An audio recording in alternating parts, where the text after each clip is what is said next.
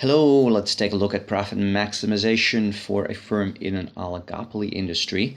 It's actually a pretty interesting model. It's called the kinked demand curve model because in an oligopoly, as you know, there are only a few firms. Let's say there are two firms like Coke and Pepsi who dominate the industry.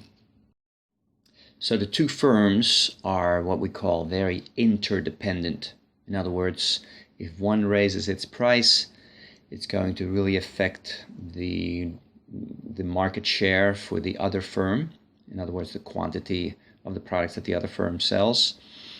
And if the one firm lowers its price, of course, it's going to do the same thing. So we have to distinguish two situations here. Let's say that we're looking at the market of Coca-Cola 12 packs.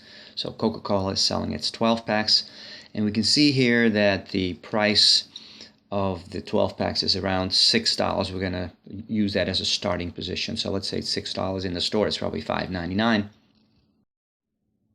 And if we look at the red demand curve, we see that's an inelastic, fairly steep demand curve.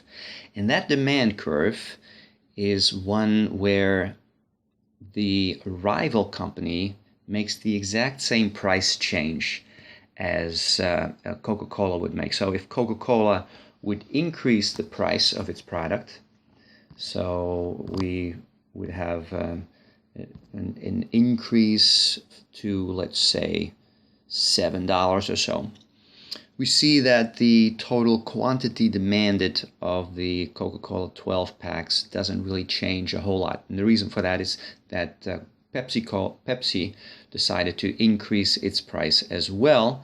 So Coca-Cola doesn't really lose a whole lot of market share.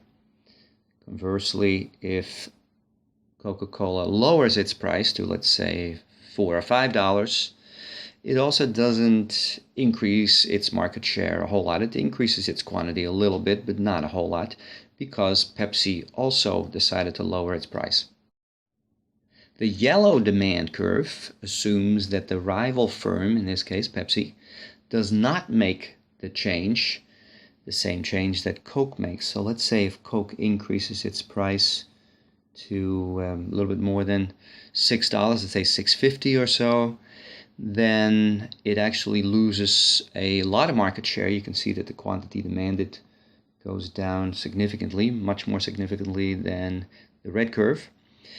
And conversely, if Coca-Cola lowers its price to somewhere below $6, then it actually gains more quantity because Pepsi is not lowering its price.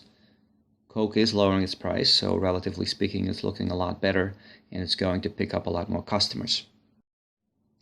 Now, if you were to ask actual CEOs of large corporations in an oligopoly industry, and if you were to ask them what would they do if the other competitor would change its price, most of them would answer that if the rival company lowers its price, then they would also lower their price.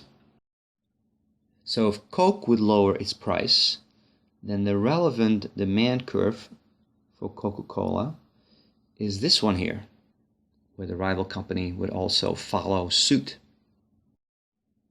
Now, if you were to ask those same rival CEOs what would happen if the other company raises its price, most of them would answer that they would then actually not raise their price.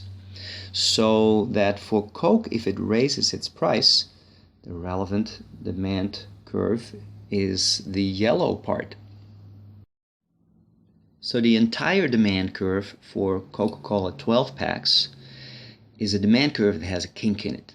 It's the green curve. Now I've changed the colors a little bit. So the entire green part, the kinked demand curve. So what does the marginal revenue curve look like? With the elastic demand curve, the marginal revenue curve that corresponds is that one here. So that's marginal revenue that corresponds to the elastic demand curve. And the marginal revenue curve that corresponds to the inelastic demand curve would look something like that. So the marginal revenue curve actually has a gap in it. And adding the marginal cost curve and the average total cost curve like we've done in the other models, we can see that we're producing at a price of $6. We're also producing where marginal cost is equal to marginal revenue at this quantity of 300.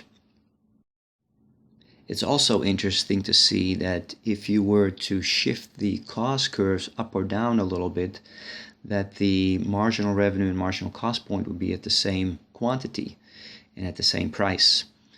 Or if you were to shift the demand curves and the marginal revenue curves a little bit down or up, you would also see that the quantity and the price would actually stay in the same place.